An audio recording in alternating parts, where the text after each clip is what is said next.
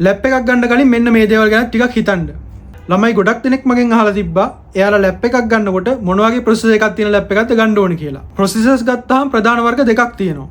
එකක් H type එක අනිත් එක U type එක.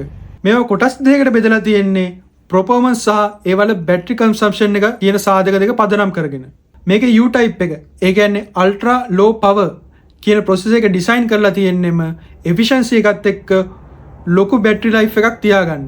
මේ ලැප් එක සිහින් ඒ වගේම බරින් අඩුයි. මේක ගොඩක් හොඳයි යුනිවර්සිටි ස්ටුඩන්ට්ලාට, ඔෆිස් වල වැඩ කරන කට්ටියට, ප්‍රසන්ටේෂන් එකක් හදාගන්න, Excel sheet එකක් edit කරගන්න, Word document එකක් හදාගන්න වගේ දේවල් වලට මේ ලැප් එක ගොඩක් හොඳයි. මේකේ බැටරි ටයිම් එක ගත්තට පස්සේ පැය 10කට ආසන්න කාලයක් තියෙනවා.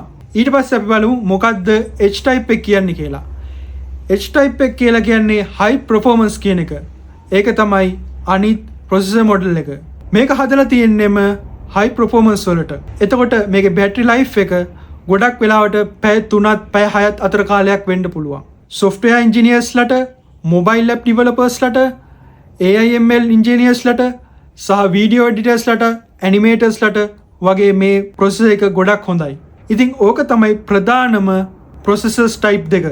ඊට අමතරව P, HX, G series සහ Snapdragon කියන processor types ටිකක් තියෙනවා. මේකෙන් Snapdragon කියන type එක ගොඩක් හොඳයි. අපි ඒක ගැන ඉස්සරහට කතා කරමු. ওই දේවල් විතරක් නෙවෙයි.